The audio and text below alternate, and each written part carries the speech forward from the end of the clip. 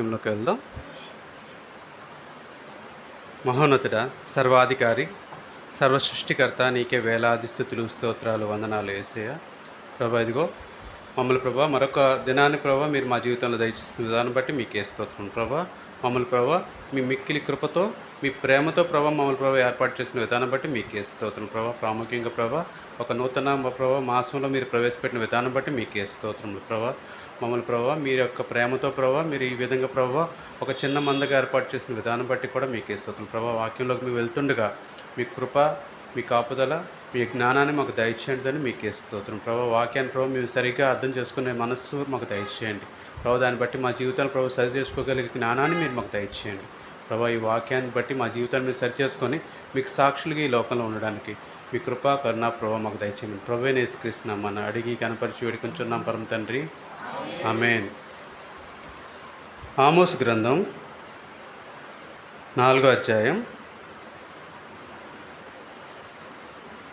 12వ వచనం చదువుదామండి.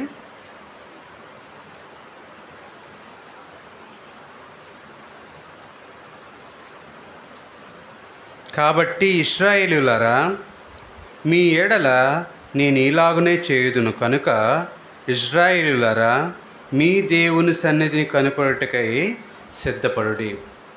మీ దేవుని సన్నిధిని కనపడుటకై సిద్ధపడుడి. మనమందరం కూడా దేవుని యొక్క మందిరానికి ఆరాధన కోసం వచ్చాం. ఆయన ఆరాధించడానికి వచ్చాం. మనకు దేవుడు చేసిన మేలుని బట్టి, దేవుడు మన జీవితంలో ఇచ్చిన ప్రతి ఈవిని బట్టి మనం ఏం చేస్తున్నాం అంటే దేవుణ్ణి ఆరాధిస్తున్నాం. అయితే ఆరాధన అంటే ఏంటి? పోయిన వారంలో దేవుని యొక్క కృప చొప్పున నేనే వచ్చాను. ఆ రోజు ఆరాధన కోసం కొన్ని విషయాలు నేర్చుకున్నాం. ఏంటంటే ఆరాధన అంటే దేవుణ్ణి మనం యొక్క రోజువారీ మన యొక్క పని విధానాలను బట్టే మనం దేవుణ్ణి ఆరాధించాలి. మనం కొంతమంది వ్యక్తులను బట్టి మనం గుర్తు తెచ్చుకోవచ్చు. మోషే బట్టి గుర్తు తెచ్చుకోవచ్చు, దావీదు బట్టి గుర్తు తెచ్చుకోవచ్చు. కొన్ని విషయాలు మనం గమనించాం. ఏం గమనించామంట? ఎలా ఆరాధించాలో, మన పనిపాట్లు మనం చేసుకుంటూ ఎలా ఆరాధించాలో, మన జీవనాన్ని మనం కొనసాగిస్తూ ఎలా ఆరాధించుకోవాలో, దానికంటూ ఆరాధించుకోవడం ఒక సమయాన్ని కేటాయించాల్సిన అవసరం ఉంది. కానీ అది లేని సమయంలో మనం ఎలా ఆరాధించాలో కూడా మనం నేర్చుకున్నాం. మన పూర్వీకులు ఎలా దేవుణ్ణి ఆరాధించారో మనం నేర్చుకున్నాం. అయితే ఈరోజు మనం చదవబడి ఉన్న ఈ వాక్య భాగం ఆమోస్ గ్రంథంలో ఇశ్రాయేలీయులు ఏం చేస్తున్నారంట? దేవుని సన్నిధిని వాళ్ళు ఉంటున్నట్లే ప్రవర్తిస్తూ వాళ్ళు ఏం చేస్తున్నారు? దేవుని సన్నిధిని వాళ్ళు ఏం చేస్తున్నారంట? వాళ్ళు అలక్ష్యం చేస్తున్నారు. దేవుని సన్నిధిని వాళ్ళు ఏం చేస్తున్నారంట? పట్టించుకోవడం మానేశారు. దేవుని యొక్క సన్నిధానాన్ని వాళ్ళు ఎలా ఆలోచిస్తున్నారంట అంటే, వచ్చాను ఆదివారం, సోమవారం నుంచి నేను ఎక్కడ ఉండాలి? మరలా లోకంలో ఉండాలి. వాళ్ళ పరిస్థితి అలాగే ఉంది. ఈరోజు మనం అనుభవిస్తున్న దినాలు ఆ రోజుల్లో దేవుడే వాళ్ళతో మాట్లాడుతున్నట్లు మనం గమనిస్తాం. అయితే దేవుడు వారి మీదకి అనేక రకాలైన ఇబ్బందులను కలుగు చేశాడు.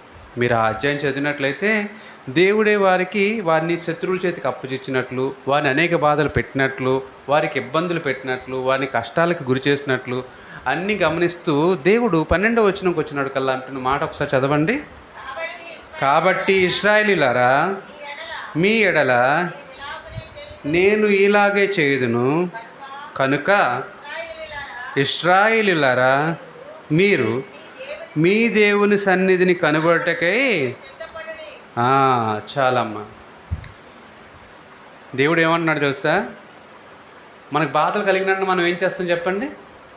బాధలు కలిగాయి, ఈ లోకంలో ఉన్న శ్రమ కలిగింది, మనం ఏం చేస్తాం చెప్పండి? అయితే దేవుణ్ణి ప్రశ్నిస్తాం, లేకపోతే దేవుని సన్నిధానానికి వెళ్ళి ప్రార్థిస్తాం. ప్రార్థించినప్పుడు ఏమని ప్రార్థిస్తాం చెప్పండి? మన ప్రార్థన ఎలా ఉంటుంది మన ప్రార్థన? ఈ లోకంలో ఉన్న శ్రమను మనం ఎదుర్కొంటున్నాం. అప్పుడు మన ప్రార్థన ఎలా ఉంటుంది? దేవా, ఈ యొక్క సమస్య నుంచి, ఈ యొక్క ఇబ్బంది నుంచి, ఈ శ్రమ నుంచి, ఈ పరిస్థితి నుంచి నన్ను విడిపించవా? మన ప్రార్థన ఏంటి? జస్ట్ నన్ను ఈ శ్రమ నుంచి తప్పించవా, నన్ను మేలుకరమైన మార్గంలోకి తీసుకెళ్ళవా అని మన ప్రార్థన ఉంటుంది. అయితే వాళ్ళు అలా ప్రార్థన చేస్తే దేవుడు ఏమంటున్నాడంట? నేను ఇలాగే చేస్తాను. మీకు అర్థమైందండి? దేవుడు ఏమంటున్నాడు? నేను ఇలాగే శ్రమలు పెడతాను, నేను ఇలాగే మిమ్మల్ని శత్రువుల చేతికి అప్పగిస్తాను, నేను ఇలాగే మీ మీదకి అనేక తెగుళ్ళు తెప్పిస్తాను, నేను ఇలాగే మిమ్మల్ని అనేకమైన కష్టాలు పాలు చేస్తాను అంటున్నాడు దేవుడు. కాబట్టి దేవుడు ఆ మాట ఎందుకు అంటున్నాడంటే, ఇకనైనా మనం ఏం చేయాలంట, దేవుని యొక్క సన్నిధానానికి రావాలి. దేవుడు అక్కడ చాలా క్లియర్ మాట ఏంటి, దేవుని సన్నిధిని కనబట్టకై సిద్ధపడాలి. మన సిద్ధపాటు దేనికి ఉండాలంట, దేవుని సన్నిధిని కనబడడానికి ఉండాలంట. అక్కడ తర్వాత వచ్చిన చూడండి, 13వ వచనం, పర్వతములు రూపించువాడును గాలిని పుట్టించువాడును ఆయనే, ఉదయమున చీకటిని కమ్ము చేయవాడును మనుష్యుల యోచనలు వారికి తెలియజేయవాడును ఆయనే, భూమి యొక్క ఉన్నత స్థలముల మీద సంచరించు దేవుడును సైన్యములకు అధిపత్యగు యెహోవా అని ఆయనకు పేరు. ఆయన ఎంత గొప్ప దేవుడు అక్కడ వివరిస్తున్నారు. ఎలాంటి దేవుడిని మనం ఎదుర్కోవాలి, ఎలాంటి దేవుడిని మనం కలవడానికి సిద్ధపడాలి అంటే, ఆయన మన ఊహలకు మించిన దేవుడు. ఆయన ఈ భూమిని సృజించిన దేవుడు. ఆయన పర్వతాలను ఆయనే రూపించాడు. ప్రతిదీ ఈ యొక్క భూమి మీద ఉన్న ప్రతిదాన్ని కూడా చలింపజేస్తుంది ఆయనే. We're serving such a god. మనం అలాంటి దేవుడిని మనం ఏం చేస్తున్నాం, ఆరాధిస్తున్నాం, సేవిస్తున్నాం. మీకు బైబిల్లో కొంతమంది వ్యక్తులు ఏ విధంగా దేవుని ఆరాధించారో మరొక విధంగా ఆలోచిద్దాం. మన ఆరాధన దేవునికి ఇంపుగా ఉండాలి, అవునా కదా? ఎలా ఉండాలి? ఆయన దాన్ని ఏం చేయాలంట, మన యొక్క ఆరాధన ఆయన ఏం చేయాలి, స్వీకరించే విధంగా ఉండాలి, ఆస్వాదించే విధంగా ఉండాలి. అసలు ఆరాధన అంటే ఏంటి? ఎవరైనా చెప్పగలరా? ఆరాధన అంటే ఏంటి? ఆరాధన అంటే ఏంటి? ప్రార్థన అంటే ఏంటి చెప్పండి? ప్రార్థన అంటే అడిగి పొందేది, ఆరాధన అంటే కృతజ్ఞత తెలియచేసేది, దేవునికి ఘనత కలిగించేది, మంచిది. ఆరాధన అంటే అని చెప్పినవన్నీ కరెక్టే, ఏది రాంగ్ అని నేను. ఆరాధన అంటే దేవునికి నీ యొక్క అవసరాన్ని తెలియజేయడం కాదు, దేవుణ్ణి దేవుడిగా నువ్వు సేవించే విధానం. దేవుణ్ణి నువ్వేం చేస్తున్నావంట, నేను నీతో మాట్లాడాలని ఆశపడుతున్నాను. ఆరాధన అంటే I want to talk to you, నేను నీతో మాట్లాడాలనుకుంటున్నాను. ఇప్పుడు మీ చుట్టాలు ఉన్నారు ఎవరైనా, వాళ్ళతో మీరు మాట్లాడాలంటే వేరే దేశంలో ఉన్నారు, లేదంటే వేరే ప్రదేశంలో ఉన్నారు, ఏం చేస్తారండి? ఏం చేస్తారు? మాట్లాడాలి. మామూలుగా గుర్తుకొచ్చారు, ఫలానా అప్పారావు సుబ్బారావు మీతో మాట్లాడాలని గుర్తుకొచ్చారు, ఏం చేస్తారు చెప్పండి? ఫోన్ చేస్తారు. మామూలుగానే ఏమీ సబ్జెక్ట్ లేదు, అంటే మాట్లాడాల్సిన విషయమే లేదు, కానీ గుర్తుకొచ్చారు, ఛానల్ అయిందని మాట్లాడిపించింది, ఏం చేస్తారు? ఫోన్ తీసుకుంటారు, కాల్ చేస్తారు, బాగున్నారా, మిగతా విషయాలు 4 మాటలు మాట్లాడతారు, అమ్మయ్య చాలా రోజులైంది మాట్లాడాం. ఎందుకు మనం మాట్లాడుతున్నామంట? మన మానవ సంబంధాలని కోల్పోకుండా ఉండాలని. మన వ్యక్తి మన తెలిసిన వాళ్ళు ఎక్కడో ఉన్నాడు, చాలా సంవత్సరాలు అయింది, మాట్లాడాలి అంటే మనం మాట్లాడడం వల్ల మనం ఏం చేస్తున్నామంట, మన సంబంధాన్ని కొనసాగిస్తున్నాం. ఇక్కడ దేవుడు కోరుకుంటుంది, మనిషి నుంచి కోరుకుంటుంది ఏంటంట, ఆ సంబంధం తెగిపోకుండా ఉండాలని దేవుడు కోరుకుంటున్నాడు. నీ కష్టం వచ్చినప్పుడు దేవుడి దగ్గరికి వెళ్ళేది ఆరాధన కాదు, నీ అవసరానికి వెళ్ళేది ఆరాధన కాదు, నీకేదో దేవుడు అనుగ్రహిస్తాడని కోరుకుంటూ వెళ్ళేది ఆరాధన కాదు. ఆరాధన ఏంటంట, దేవునితో నువ్వు మాట్లాడాలి, దేవుడు నీతో మాట్లాడాలి. It is a communication. దేవుడు నేను ఈరోజు దేవుడితో మాట్లాడాలి అని అనుకునేది ఆరాధన. ఆరాధనకు సమయం ఉందా మరి? ఇప్పుడు ఆరాధన ఆదివారం రోజు మాత్రమే చేయాలా అంటే ఆరాధన ఎప్పుడు ఉండాలి? రోజు ఉండాలి, ప్రతి క్షణము ఉండాలి. ఇప్పుడు ఇంట్లో వైఫై లేని ఇల్లు ఏదైనా ఉందా? మీ ఇంట్లో ఎవరిదైనా ఇల్లు వైఫై లేని ఇల్లు ఉందా? వైఫై లేని ఇల్లు, ఇంటర్నెట్ లేని ఇల్లు ఎవరిదైనా ఇల్లు ఉందా? ఇంటర్నెట్ లేని ఇల్లు ఒక్కరున్నారు. అంటే పెద్ద ఆవిడ కాబట్టి ఆవిడకి కనెక్షన్స్ వద్దు, కానీ ఇప్పుడు సాధారణంగా మన కమ్యూనికేషన్ అన్నిటికీ కావాల్సింది ఏంటండి? ఇంటర్నెట్ లేకపోతే ఒకవేళ కనుక ఒక రోజు కనుక ఇంటర్నెట్ కనెక్టివిటీ పోయిందనుకో, ఒక రోజు అవసరం లేదండి, ఒక గంట కనెక్ట్ అవ్వలేదు అనుకోండి, మనుషులు ఏమవుతారు? విలువలాడిపోతారు. అంటే ఇంటర్నెట్ కనెక్టివిటీయే మనకి అంత ఎక్కువ కావాలి, దేవునితో కనెక్షన్ మాత్రం మనకు అంత ఎక్కువ అవసరం లేదు. దేవుని కనెక్షన్ మనం ఎప్పుడు పెట్టుకుంటున్నాం? ఆదివారం ఉదయం వస్తాం, సన్నిధానంలో కనిపిస్తాం, మనం వచ్చామని తెలియచేసుకుంటాం, దేవుడితో మాట్లాడతాం, దేవుడి మాట వింటాం, మళ్ళీ సాయంత్రం నాటికల్లా మర్చిపోతాం. కానీ దేవుడు కోరుకుంటుంది ఏంటంటే, మీరు ఇంటర్నెట్ మీద ఎంత డిపెండ్ అయ్యారో దానికి మించి దేవుడి మీద డిపెండ్ అవ్వాలనేది దేవుని ఆశ. మనం దేని మీద డిపెండ్ అవ్వాలి? ఇంటర్నెట్ మీద, దేవుడి మీద. ఇంటర్నెట్ అయినా పోవడానికి ఛాన్స్ ఉందేమో కానీ దేవుడు మాత్రం శాశ్వతమైన వాడు.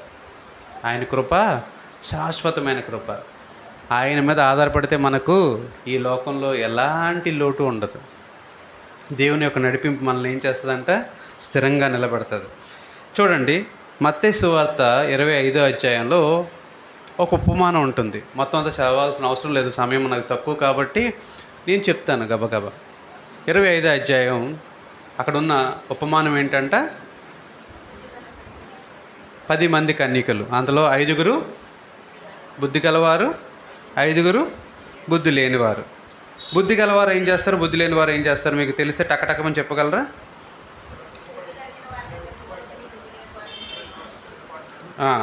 బుద్ధి గలవారు సిద్ధపడి ఉంటారు, బుద్ధి లేనివారు ఏం సిద్ధపడలేదంట? ఏం సిద్ధపడలేదు? కరెంట్ లేదు అప్పట్లో, ఆ ఉపమానంలో కరెంట్ లేదు. పెళ్లి కుమారుడు వస్తాడు. పెళ్లి కుమారుడు వచ్చినప్పటికీ కన్యకలు ఎలా ఎదురై ఉండాలంట? దివిటీలు. అదే దివిటీలు ఇద్దరి దగ్గర ఉన్నాయి లేదా? 2 గుంపుల్లోని దివిటీలు ఉన్నాయి లేదా? 2 గుంపులోని దివిటీలు ఉన్నాయి. కానీ లేనిది ఏంటంట? సిద్ధుల్లో నూనె లేదంట. సిద్ధులో నూనె లేకపోవడం వల్ల ఒకరి దీపాలు ఏమైపోయాయి? ఆగిపోయాయి. ఇంకొకరి దీపాలు ఏమయ్యాయి? మన నిజమైన ఆరాధన, దేవుడి కోసం మనం నిజంగా ఆరాధిస్తున్నామనే ఆలోచన మనకు ఉంటే మన నిజమైన ఆరాధన ఎలా ఉండాలంట? ప్రిపరేషన్. మన ఆరాధన ఏంటంటే ప్రిపరేషన్. అంటే మనం ఎలాగ సిద్ధముగా ఉన్నాము అనే తెలియజేసేదే ఆరాధన. How well you are available. నువ్వు ఎంత బాగా దేవునికి అందుబాటులో ఉన్నావు, ఎంత బాగా దేవుడు వస్తే దేవుణ్ణి ఎదుర్కోవడానికి నువ్వు సిద్ధంగా ఉన్నావు అనేదే ఆరాధన. దేవుని రాకడ ఆలస్యం అవ్వచ్చు, మన పోకడ మనకు తెలుసా అన్నదే ప్రశ్న. దేవుని రాకడ మనకు తెలియకపోవచ్చు, ఇంకో 1000 సంవత్సరాలు పట్టచ్చు, లేదా రేపే అవ్వచ్చు, మనకు తెలియదు. కానీ మన పోకడ గురించి మనకైనా తెలుసా? అంటే సిద్ధపడి ఉండడం ఎప్పటి నుంచి ఉండాలి? ప్రతిరోజు సిద్ధపడి ఉండాలి. మన నిజమైన ఆరాధన మనం ఏం చేయాలంట? సిద్ధంగా, దేవుణ్ణి ఎదుర్కోవడానికి సిద్ధంగా ఉండేటట్లు చోట. అక్కడ 10 మంది కన్యకలు ఏం చేశారంట? అంటే దేవుడు వస్తాడు, దేవుడు వచ్చిన తర్వాత సిద్ధపడతామనే కన్యకలు ఏమన్నారు? బుద్ధి లేని కన్యకలు. దేవుడు ఎప్పుడైనా వస్తాడు, వచ్చేటప్పుడు మేము సిద్ధంగా ఉండాలి అనుకునే వాళ్ళు ఏమన్నారు? బుద్ధి గల కన్యకలు. మనం బుద్ధి గలవారమా బుద్ధి లేని వారమో మనం ఆలోచన చేసుకుంటే మనం ఎలాగ సిద్ధంగా ఉంటే అది నిజమైన ఆరాధన మనం అర్థం చేసుకోవచ్చు. ఎలా సిద్ధంగా ఉండాలంటే యేసు ప్రభువారు ఆయన ఎప్పుడైనా మనకు కనిపించవచ్చు, ఎప్పుడైనా మనం రమ్మనచ్చు, ఎక్కడైనా మనం రమ్మనచ్చు, ఎలాంటి పరిస్థితులైనా ఉండొచ్చు. మనం రేపొద్దున హాస్పిటల్ బెడ్ మీద ఉన్నప్పుడు కూడా దేవుడు పిలవచ్చు, లేదంటే బాగా ఉన్నప్పుడు పిలవచ్చు, లేదంటే రోడ్డు మీద వెళ్ళినప్పుడు పిలవచ్చు. ఎలా పిలిచినా సరే వీఆర్ ప్రిపేర్డ్. మనం సిద్ధంగా ఉన్నామా? సిద్ధంగా ఉంటే అది నిజమైన ఆరాధన, అది దేవునికి ఇచ్చే నిజమైన ఆరాధన. రెండో చూద్దాం. అలాగే లోకాసు వార్త 15వ అధ్యాయంలో మరొక ఉపమానం ఉంది. లోకాసు వార్త 15వ అధ్యాయం 11 నుంచి ఉంటుందండి.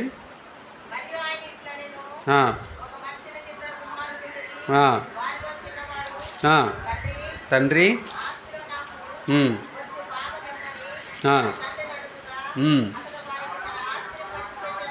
చాలమ్మా. ఈ ఉపమానం ఏంటి అర్థమై ఉంటుంది అందరికీ. ఏంటి ఆ ఉపమానం? తప్పిపోయిన, ఇంగ్లీష్లో ప్రోడిగల్స్ అని అంటారు, తప్పిపోయిన కుమారుడు యొక్క ఉపమానం. ఈ తప్పిపోయిన కుమారుడు యొక్క ఉపమానంలో మనం నేర్చుకోవాల్సింది, మొట్టమొదటి ఉపమానంలో మనం ఏం నేర్చుకున్నాం చెప్పండి? దేవుని రాకడ కోసం సిద్ధంగా ఉండాలి. రెండవ ఉపమానంలో మనం నేర్చుకోబోయే మాట, ఈ యొక్క లూకాసు వార్త 15వ అధ్యాయంలో మనం నేర్చుకోబోయే సత్యం ఏమిటి అంటే, దేవుని దగ్గరికి వెళ్ళడానికి మనకు కావాల్సిన ద బెస్ట్ క్వాలిఫికేషన్ ఏంటి అంటే, తప్పిపోయిన కుమారుడు పశ్చాత్తాపడి తిరిగి తన తండ్రి ఇంటికి వెళ్ళాడు. ఆయన ఏం చేశాడంటే అండి, తిరిగి తన తండ్రి ఇంటికి వెళ్ళాడు. ఆయనకి బుద్ధి వచ్చినప్పుడు, మీరు గమనించినట్లయితే ఈ లోకంలో ఉన్న భోగాలన్నిటినీ ఆయన చూసి ఏమనుకున్నాడంట, ఇది నా ఫేవరెట్, ఈ లోకంలోని ఈ భోగాలన్నీ నాకు నచ్చాయి, నేను ఇలా జీవిస్తే బాగున్ను అని తప్పిపోయిన కుమారుడు ఏం చేశాడు, నిజంగానే తప్పిపోయి దేవుని యొక్క మార్గం నుంచి తప్పిపోయి ఆయన ఏం చేశాడు, లోకంలో పడిపోయి ఆయన ఏం చేశాడంట, లోకంలో ఉన్న వాటిని నేను అది అనుభవిస్తే చాలు, అది నాకు చాలు అని అనుకుని ఆయన దేవుని యొక్క తన తండ్రి యొక్క సన్నిధానాన్ని వదిలేసి he went to the world, ఈ లోకంలోకి వెళ్ళిపోయాడు. ఈ లోకంలో ఉన్న ప్రతిదాన్ని అనుభవించిన తర్వాత, ఎప్పుడైతే ఆ లోకంలో అనుభవించిన తర్వాత ఆయన శాపాన్ని కొని తెచ్చుకొని తను క్షామానికి గురయ్యాడో, ఎప్పుడైతే తనకి లేమి కలిగిందో అప్పుడు అనిపించింది, డబ్బుంటే అందరూ ఏమంటారు, మనల్ని డబ్బుంటే ఏమంటారు చెప్పండి, ఈ లోకంలో బతకాలంటే సింపుల్గా ఉండాలంటే డబ్బు ఉంటే చాలు, డబ్బు ఉంటే మర్యాద వచ్చేస్తుంది, గౌరవం వచ్చేస్తుంది, ప్రతి ఇంటి నుంచి మీకు పిలుపు వచ్చేస్తుంది, మీ చుట్టాలందరూ మిమ్మల్ని ఏం చేస్తారు, తప్పనిసరి మా ఫంక్షన్ రమ్మంటారు డబ్బు ఉంటే. డబ్బు లేనోని పిలుస్తారా? ఎప్పుడైతే తన దగ్గర ఈ లోకంలో ఉండాల్సిందంతా ఖర్చు అయిపోయిందో, దెన్ ద రియల్ ఫ్యాక్ట్, నిజమైనది బయటకు వచ్చింది. ఏంటో నిజం, తండ్రి సన్నిధానం ఉంటే చాలు నాకు. అక్కడ ఆయన ఒక మాట అంటాడు, ఏమంటాడు, ఆ తండ్రి యొక్క ఇంటిలో నేను పనివాడిగా ఉన్నా బాగున్నా. ఎందుకంట తన తండ్రి ఇంట్లో పనివాడిని అలా చూస్తున్నాడంటే తండ్రి చాలా చక్కగా చూస్తున్నాడు, చక్కని ఆహారం ఇస్తున్నాడు, చక్కని షెల్టర్ ఇస్తున్నాడు. ఆ తండ్రి ఇంట్లో ఒక పనివాడిగా ఉన్నా చాలు అనుకున్నాడు. That was the turning point. పశ్చాత్తాపం. దేవుని యొక్క ఆరాధనకు మనం కావాల్సిన రెండో క్వాలిటీ ఏంటంట, మొదటిది సిద్ధపాటు, రెండోది ఏంటి, పశ్చాత్తాపం. తప్పిపోయిన కుమారుడు పశ్చాత్తాపడి తన తండ్రి ఇంటికి వచ్చినప్పుడు తండ్రి ఏం చేశాడు, ఆయన్ని ఫస్ట్ పాయింట్ ఏం చేశాడు, పరిగెత్తుకొని వెళ్ళాడు. రెండోది ఏం చేశాడు, ఆయన కౌగిలించుకున్నాడు, ముద్దు పెట్టాడు, తనకు తన వస్త్రాన్ని ఇచ్చాడు, ఉంగరాన్ని పెట్టాడు, మళ్ళీ తన ఇంటికి తీసుకొని వెళ్ళాడు. మీరు గమనించండి, మన ప్రభువు, మన తండ్రి, మన దేవుడు ఏం చేస్తున్నాడంటే, మాటి మాటికి తప్పిపోతున్న మనల్ని మనం ఒక్కవేళ పశ్చాత్తాపడి దేవుని వైపు తిరిగితే he is there to support us. ఆయన అక్కడి నుంచి పరిగెట్టుకొని వస్తాడు. మరి మనం ఆరాధనకు వస్తున్నాం, మన ఆరాధనకు వచ్చినప్పుడు మనం ఈ యొక్క లక్షణాన్ని కలిగి ఉన్నామా? పశ్చాత్తాపంతో దేవుని సన్నిధానానికి వస్తున్నామా? మనల్ని కనిపించుకోవడానికి దేవుని సన్నిధానం పశ్చాత్తాపంతో ఉన్నామా? అర్థం చేసుకోవాలి. అలా ఉన్నట్లయితే అది మనం దేవునికి చెల్లిస్తున్న నిజమైన ఆరాధన. మూడవది యెషయా గ్రంథం 6వ అధ్యాయం 1-5 చదువుతామమ్మా. యెషయా, రాజైన ఉజ్జియా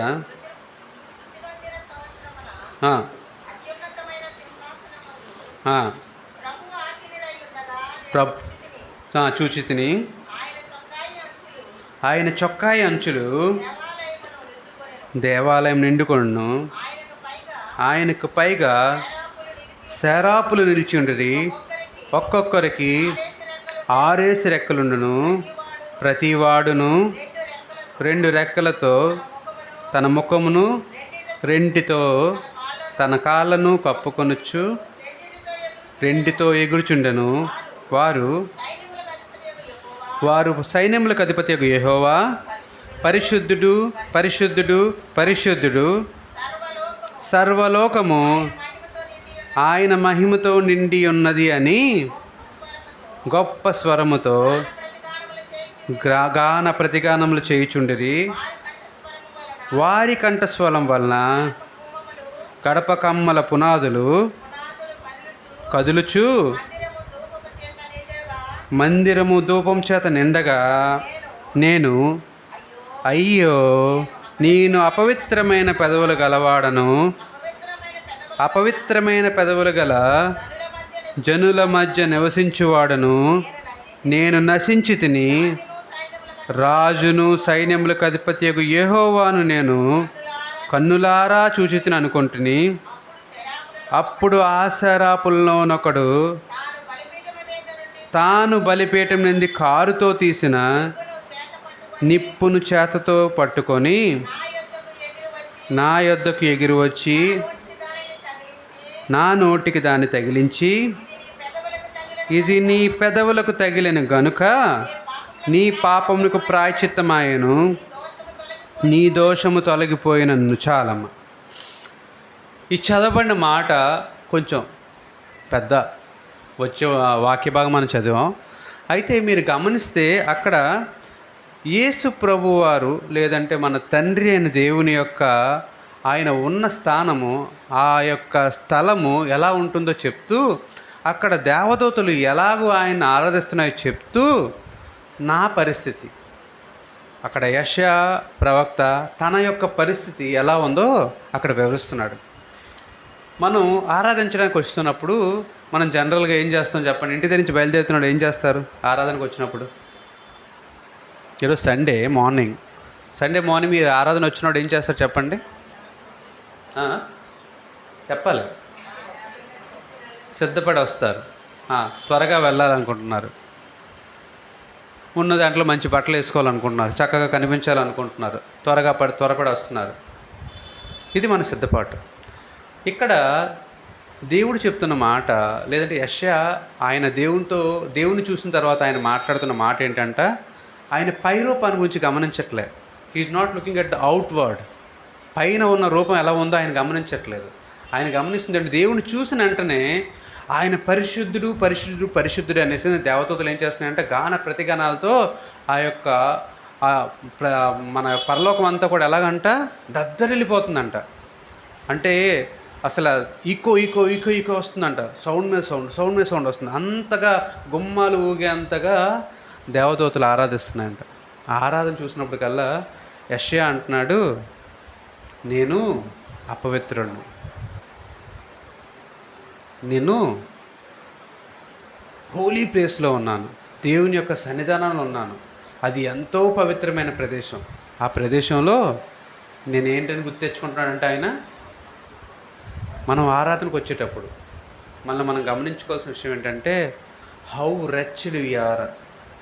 మనకి రోమిల్ రాసిన పత్రికలో ఉంటుంది. హౌ రెచ్డ్ వి ఆర్ అంటే నేను ఎంత దౌర్భాగ్యుడను. మన బాహ్య రూపం పక్కన వాడికి చక్కగా కనిపిస్తుంది, కానీ మన అంతర్రూపం, మన లోపల ఉన్న రూపం ఎవరికి కనిపిస్తుంది? మనకి దేవుడికి మాత్రమే కనిపిస్తుంది. We know that. మనకు తెలుసు మన లోపల మనం ఎలా ఉందో, మన స్వభావం ఎలా ఉందో, మన లోపల అంతరంగం ఎలా ఉందో మనకు తెలుసు.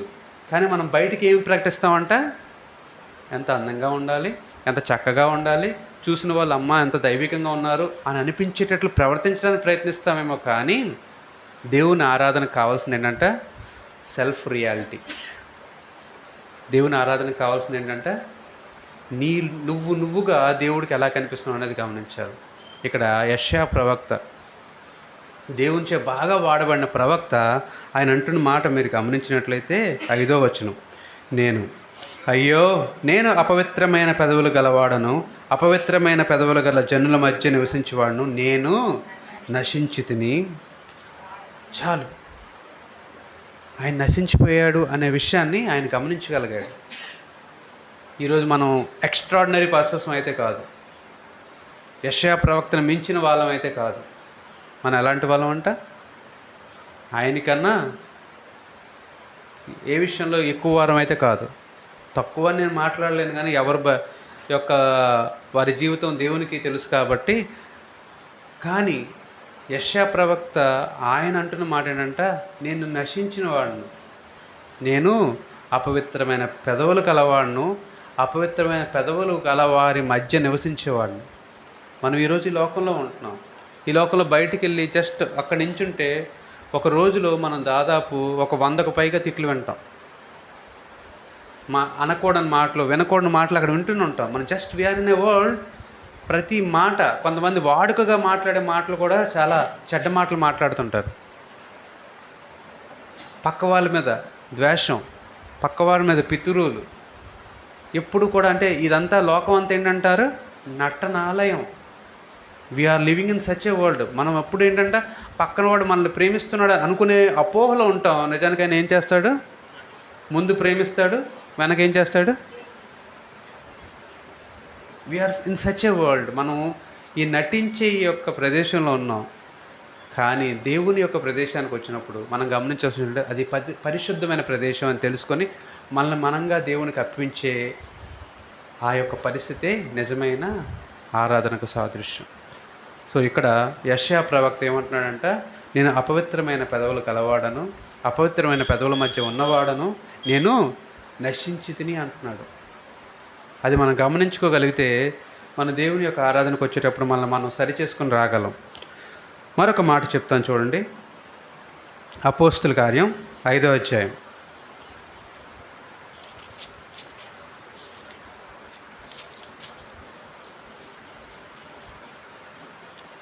1 నుంచి 11 వరకు. ఇక్కడ ఒక వ్యక్తి, ఒక కుటుంబం ఉన్నారు. ఆ కుటుంబం పేరేంటండి, అననీయ సప్పెరా. అక్కడ చదవాల్సిన అవసరం, చదివితే సమయం సరిపోదు. అక్కడ నేను చెప్తాను. ఇక్కడ వీళ్ళందరూ ఏంటంట, అపోస్తులు అందరూ ఏమనుకున్న ఒక ఆలోచన చేస్తారంట, మన దగ్గర ఉన్నది అంతా కూడా మనం అమ్ముకొని, లేదంటే మన దగ్గర ఉన్నదంతా తీసుకొచ్చి మన మధ్య అనేక మంది హై క్లాస్, లో class, middle class, poverty line అందరూ ఉన్నారు. అంటే అన్ని రకాలైన జనం ఉన్నారు. కాబట్టి మనందరం తారతమ్యం లేకుండా, ఒకరు ఎక్కువ ఒకరు తక్కువ తారతమ్యం లేకుండా మనందరం అనుకున్నదంతా అమ్మేసి మనం దాని అంతని కలిపి మనం దేవుని యొక్క పనికి మనం వాడుతూ మనం ఏం చేద్దాం, అందరం ఒకే లైన్కి వచ్చేద్దాం, అందరం ఉన్న దాంట్లో పంచుకుందాం, లేని దాంట్లోనే మనం సరిపెట్టుకుందాం అనే ఆలోచనకు వచ్చి వాళ్ళు ప్లాన్ చేసినప్పుడు ఎవరిని ఫోర్స్ చేయలే. ఇక్కడ అననీయ సప్పెరా అనే వాళ్ళు ఏం చేశారంట, మేము కూడా ఉంటాం, మేము కూడా పాల్గొంటాం, మేము కూడా మీతో భాగం అవుతాం అని చెప్పి వాళ్ళు ఏం చేశారు, వాళ్ళు ఒక పొలాన్ని అమ్మారు. కానీ వాళ్ళు చేసిన తప్పు ఏంటంట, ఏం చేశారండి, అందులో సగభాగం తీసుకెళ్ళి ఇదిగో మేము అమ్మిన పొలం యొక్క ధనం ఇది అని చెప్పి ఇచ్చేసి వచ్చేసారు. అప్పుడు ఎప్పుడైతే అపోస్తులు వచ్చి మాట్లాడుతున్నప్పుడు మొట్టమొదటిగా ఎవరు చనిపోయారండి, అన్నయ్య. తాత సప్పెరా వచ్చింది లోపల నుంచి. ఏమైంది, నిజమేనా అమ్మ అంటే ఏమన్నది ఆవిడ, అవునండి మేము సగం అంతే అమ్మామండి, అంతకే అమ్మామని చెప్పి వెంటనే వాళ్ళిద్దరు ఏం చేశారు, ప్రాణాన్ని కోల్పోయారు. మనం తెలుసుకోవాల్సిన విషయం ఏంటంటే, దేవునితో మన యొక్క జీవితం మనం కొనసాగించాలంటే దేవునితో మనకు ఒక నిబంధన ఉండాలి.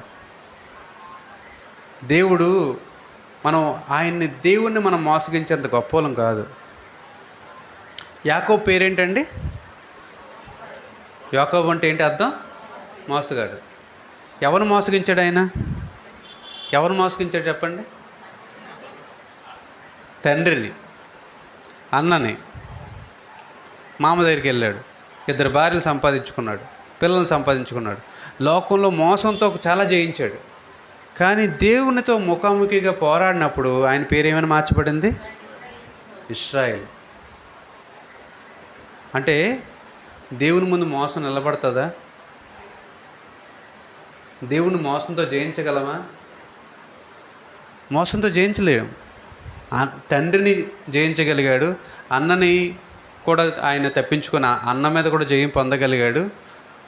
ఆయన మామగారింటికి వెళ్ళాడు, అక్కడ కూడా సంపాదించుకోగలిగాడు, అన్నీ చేశాడు. కానీ దేవుని దగ్గరికి వచ్చినాడు మాత్రం తనను తాను అర్పించుకొని తను పోరాడితే తప్పితే, మోసంతో కాదు, తన శక్తితో పోరాడితే తప్పితే ఆయన ఇశ్రాయేల్ అని పేరు మార్చబడలే. దేవునితో మనం నిబంధన చేసుకునేటప్పుడు, నిబంధన చేసుకుని మోసాన్ని కొనసాగించామనుకోండి, మనం జయించినట్లే ఓడిపోయినట్లే. దేవునితో ఒక నిబంధన చేసుకుంటాం. నిబంధన ఎప్పుడు చేసాం చెప్పండి, మనం ఎప్పుడు చేసాం, అందరికీ గుర్తున్న విషయం ఏంటండి, బాప్తిజం తీసుకున్నప్పుడు దేవునితో ఏం నిబంధన చేసాం, ఇక ఈ లోకం కానీ ఈ లోక ఆశలు కానీ నా పాత జీవితాన్ని కానీ నేను గుర్తు తెచ్చుకోను. ఇదిగో నేను ఇప్పుడు నూతనంగా దేవునిలో ఏర్పాటు చేయబడ్డాను కాబట్టి నా జీవితాన్ని నేను ఎవరికి సాక్ష్యంగా ఉంచుతాను అంటాను. బాప్తిజం అంటే ఏంటి, ముంచి తీయడం. ముంచడం, ఏం ముంచుతారు, పాత జీవితాన్ని, మన పాత స్వభావాన్ని, మన పాత పురుషుణ్ణి ఏం చేయాలంట? నవీన పురుషుణ్ణి ధరించాలి. ఇక్కడ మీరు గమనించినట్లయితే అననీయ సప్పెరా వాళ్ళు దేవునితో నిబంధన చేసుకున్నారు. మేము కూడా పాలు పంచుకుంటాం అన్నారు. మేము కూడా ఈ యొక్క అపోస్తుల యొక్క పనిలో మేము కూడా ఉంటాం, మేము కూడా పాలు పంచుకుంటాం, మా యొక్క భాగాన్ని ఇస్తామని చెప్పిన వాళ్ళు ఏం చేశారంటే దేవుని మోసగించాలని. మీరు అక్కడ చూడండి 9వ వచనం 5. అందుకు పేతురు, మీరెందుకు ఏకీభవించుతిరి? ఇదిగో నీ పెనిమిటిని వాకిట్నే ఉన్నవి, నిన్ను నువ్వు మోసుకొని పోదని ఆమెతో చెప్పాను. చాలమ్మా. పేతురు అక్కడ మాట్లాడుతున్న మాట, ప్రభు యొక్క ఆత్మను శోధించుటకు మీరెందుకు ఏకీభవించుతురి? అట్లీస్ట్ భర్త చనిపోయాడు, భార్యవి, నీకైనా బుద్ధి రావాలి. నువ్వైనా అది మోసం అని ఒప్పుకొని ఉండాలి. నువ్వైనా ఏం చేసి ఉండాలి? నిజమేనండి, ఇంకో సగం డబ్బు మా ఇంట్లోనే ఉంచుకున్నామండి, అది దేవునికి మేము వ్యతిరేకించినట్లేనండి, దేవుని ఆత్మని మేము వెక్కిరించినట్లేనండి అని చెప్పి ఒప్పుకొని ఉండాల్సింది. కానీ ఆవిడేం చేసింది? ఆ మోసాన్ని కొనసాగించింది. మోసాన్ని కొనసాగించిన చివరికి వారికి వచ్చింది ఏంటండి? మరణం. దేవుడు చెప్తున్న మాట, నీ యొక్క ఆరాధన దేవునితో నువ్వు చేసుకున్న నిబంధన గుర్తు చేసేటట్లు ఉండాలి. మనం అందరం కూడా బాప్తిజం తీసుకున్నాం, లేదంటే దేవునితో ఏర్పాటు చేయబడ్డాం, దేవునికి మనం కొన్ని మాటలను అప్పగించాం, దేవుడితో ఈ విధంగా జీవిస్తామని చెప్పాం. కానీ అలా జీవిస్తున్నావా? ఇదే ప్రశ్న. చివరిగా చెప్తాను, ముగించేద్దామండి. ప్రకటన గ్రంథం 20వ అధ్యాయం 11 నుంచి చదువుదామండి. మరియు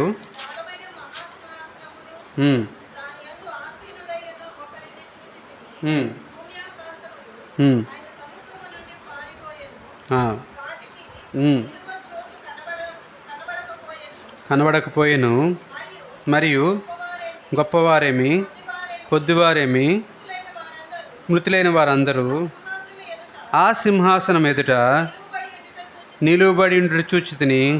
అప్పుడు గ్రంథములు విప్పబడెను, మరియు జీవగ్రంథమును వేరొక గ్రంథం విప్పబడెను. ఆ గ్రంథముల యందు వ్రాయబడి ఉన్న వాటిని బట్టి తమ క్రియల చొప్పున మృతులు తీర్పు పొందిరి. సముద్రము తనలో ఉన్న మృతులను అప్పగించెను, మరణమును పాతాళ లోకమును వాటి వశమున్న మృతులను అప్పగించెను. వారిలో ప్రతివాడు తన క్రియల చొప్పున తీర్పు పొందును. మరణమును మృతుల లోకమును అగ్నిగుండంలో పడవేయబడను. ఈ అగ్నిగుండము రెండవ మరణము. ఎవరి పేరైనను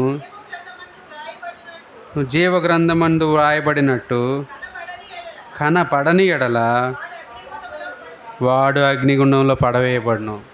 ఈ చదవబడిన మాట మనం గమనించాల్సిన విషయం ఏంటంటే, ఎందుకు మనం ఆరాధిస్తున్నాం? Why we are worshipping? అవసరమా? దేవుడు మనల్ని ఒక ఇంట్లో పుట్టించాడు, ఒక తల్లికి ఒక తండ్రికి మనల్ని దేవుడు ఇచ్చాడు, పెరిగాం, మన జీవనాన్ని కొనసాగించాం, మనం మరణిస్తాం. ఇదే కదా లైఫ్. ప్రతి ఒక్కరి జీవితంలో మన పితరులను చూస్తాం, మన తర్వాత తరం కూడా అదే అనుభవిస్తారు. ఇంతే కదా లైఫ్. పుడతాం, పెరుగుతాం, జీవనాన్ని కొనసాగిస్తాం, మరణిస్తాం. మరి ఎందుకు ఆరాధించాలి? మీరు ఇక్కడ గమనించినట్లయితే ఈ చదవబడిన మాటలో పరలోకం అనేది ఒకటి ఉంది. అక్కడ దేవుడు ఉన్నాడు. ఆ దేవుని మనం కలవాలి. ఆ దేవుని ఎదుట మనం ఏం చేయాలి? మన యొక్క లెక్కను అప్పగించాలి. లెక్కను అప్పగించినప్పుడు మన యొక్క క్రియలు చొప్పున మనకు ప్రతిఫలం వస్తుంది. ఒకవేళ కనుక మనం జీవగ్రంథంలో మన పేరు లేకపోతే మన మరణానికి, లేదంటే పాతాళలోకానికి మనం ఏంటంట ఎలిజిబుల్. మనం దేనికంట? పాతాళలోకానికి, నరకానికి మనం ఆ లెక్కలోకి వస్తాం. లేని ఎడల మనం దేవుని యొక్క లెక్కలో మనం చక్కగా నిలబడిన వారమైతే దేవుడు ఏం చేస్తున్నాడంటే మనకి జీవ కిరీటం, మరొక అద్భుతమైన అవకాశం దేవుడు మనకిస్తాడు. ఇక్కడ మీరు గమనించినట్లయితే ఈ ఆరాధన అంతా చివరిగా మనల్ని దేనికి తీసుకువెళ్ళాలంటే దేవుని ఎదుట నిలవబెట్టడానికి. Are ready? ఆరాధన అంటే ఏదో ఆదివారానికో సోమవారానికో మంగళవారానికో సంబంధించింది కాదు. ఆరాధన అనేది ఏ వ్యక్తికో ఏ కులానికో ఏ మతానికో సంబంధించింది కూడా కాదు. మరి ఆరాధన అంటే ఏంటంట? మన దేవుని మనం కలవడానికి ఒక మార్గం. మనం ఆదాము హవ్వ నుంచి మన తర్వాత తరం చివరి వ్యక్తి ఎవరవుతారో అంతవరకు కూడా దేవుడు కోరుకునేది ఒకటే, నాతో సంబంధాన్ని కొనసాగించు. ఇజ్రాయిల్ సంబంధాన్ని కొనసాగించలేకపోయారు. దేవుని పిల్లలని పేరు. ఇజ్రాయిల్ అంటే ఎవరండి? ఎవరి పిల్లలు? యాకోబుకి దేవుడిచ్చిన వాగ్దానం అండి, నేను నీ ద్వారా సంతానాన్ని ఇస్తాను అన్నాడు. ఇశ్రాయేలుకి దేవుడు ఏమన్నాడంట, అన్యులందరినీ వదిలేసినా సరే నేను మిమ్మల్ని నా సొత్తుగా ఉంచుకుంటా అన్నాడు. సో ఇశ్రాయేలీలు అంటే దేవుని బిడ్డలు. ఆ దేవుని బిడ్డలు దేవుణ్ణి మరచి లోకంలో తిరుగుతున్నారు. కాబట్టే ఆమోస్ గ్రంథం మనం ఇప్పుడు చదివిన మాట, అనేకమైన శ్రమల్లో ఉన్నా సరే దేవుడు ఏమంటున్నాడంటే, ఇకనైనా మీ దేవుని సన్నిధిని కనబట్టకై సిద్ధపడు. మనం సిద్ధపడుతున్నావా? దేవుని సన్నిధానంలో మనం కనబడుతున్నావా? దేవుని సన్నిధానం అంటే ఏ ప్రాంతానికో ప్రదేశానికో సంబంధించింది కాదండి. దేవుడు ఇప్పుడు ఎక్కడ నివసిస్తున్నాడు చెప్పండి? దేవుడు ఎక్కడ నివసిస్తున్నాడు చెప్పండి? ఎక్కడ? మన హృదయంలో కదండి. మరి దేవుణ్ణి ఎక్కడ ఆరాధించాలి అంటే దేవుణ్ణి మనం మనతో పాటే క్యారీ చేస్తున్నాం. We're carrying our own god. దేవుణ్ణి మనం మనతో పాటుగా ఆయన్ని తీసుకెళ్తున్నాం. మన ఆరాధన ఎలా ఉండాలి? నిరంతరం మనం చేసే ప్రతి పనిలో ఉండాలి. పోయిన వారం మనం గమనించినట్లయితే మన పితరులు ఏం చేశారంట? వాళ్ళు చేసే పనిలోనే, అబ్రహాం అవనియండి, నోవాహు అవనియండి, ఇస్సాకు అవనియండి, యాకోబు అవనియండి, మోషే అవనియండి, వాళ్ళు ఆరాధన కోసం ఒక ఆదివారం వెళ్ళి ప్రార్థన చేస్తామని చెప్పిన సందర్భం లేదు అక్కడ. వాళ్ళు చేసే ప్రతి పనిలో కూడా వాళ్ళు దేవుని ఆరాధిస్తూనే ఉన్నారు. What ever they do. ఇప్పుడు దేవుడు చెప్తున్న మాట ఏంటంటే, ఈ లోకంలో పడిపోయాం మనం. ఆమోస్ గ్రంథంలో దేవుడు ఏం చేశాడంటే, లోకంలో పడిపోయిన వాళ్ళని శ్రమలకు అప్పగించేశాడు. అప్పగించి మరలా ఆయన ప్రేమ ఆయన ఏం చేసిందంటే, మరలా ఒకసారి మాట్లాడించింది. ఏమన్నది? మీరు మీ దేవుని సన్నిధిని కనపట్టకై సిద్ధపడండి. ఆ దేవుని సన్నిధి ఈ లోకంలో మనకు కనిపించకపోవచ్చు, ప్రాక్టికల్గా లేదంటే ఫిజికల్గా మనం చూడలేకపోవచ్చు. కానీ ప్రకటన గ్రంథంలో చెప్తున్న మాట ఏంటంటే, ప్రతి ఒక్కరికి ఒక దినం ఉంది. మనం చనిపోయిన తర్వాత సముద్రంలోనున్న మృతులను, భూమి మీద పాతాళంలో మృతులను, ప్రతి ఒక్కరిని కూడా అవి ఏం చేస్తున్నాయంటే తీసుకెళ్ళి, సృష్టి అంతా ఏం తీసుకెళ్తుందంటే తనలో దాచుకున్న ప్రతి ఒక్క మృతుల్ని తీసుకెళ్ళి దేవునికి అప్పగిచ్చేస్తున్నాయి. ఎక్కడ ఎవరు ఎలా చనిపోయారో ప్రతి ఒక్కరు ఎక్కడో దగ్గర చనిపోయారు కదా. రోడ్ యాక్సిడెంట్ అవనివ్వండి, సముద్రంలో మునిగిపోనివ్వండి, చనిపోయిన ప్రతి వారి ఆత్మను ఏం చేస్తుందంటే ఆ సృష్టి తీసుకెళ్ళి దేవునికి అప్పగిచ్చేస్తుంది. ఆ సృష్టి ప్రతి ఆత్మను కూడా పట్టుకొని వెయిట్ చేస్తుంది మిగులు ఆసక్తితో. రోమిల రాసిన పత్రిక 8వ అధ్యాయంలో ఉంటుంది. ఈ సృష్టి అంతా కూడా మిగులు ఆసక్తితో దేవుని యొక్క రాకడ కోసం ఎదురు చూస్తుంది. ఆ దేవుని రాకడ రాగానే ఏం చేస్తాయంటే ఇవన్నిటినీ, ఈ ఆత్మలన్నింటినీ అప్పగిస్తుంది. ఆ ఆత్మ దేవుని సన్నిధిని కనబడడానికి సిద్ధంగా ఉందా? ఒకవేళ నీ ఆత్మ నా ఆత్మ దేవుని సన్నిధిని కనబడడానికి సిద్ధంగా ఉందా? సిద్ధంగా ఉన్నట్లయితే మంచిది. లేకపోతే ఈ రోజు నుంచైనా మన ఆరాధన దేవుని సన్నిధి కనపడే విధంగా మనం మార్చుకోవాలని దేవుని పేట మీకు అందరికీ నేను తెలియజేస్తున్నాను. దేవుడి వాక్యాన్ని దీవించును గాక.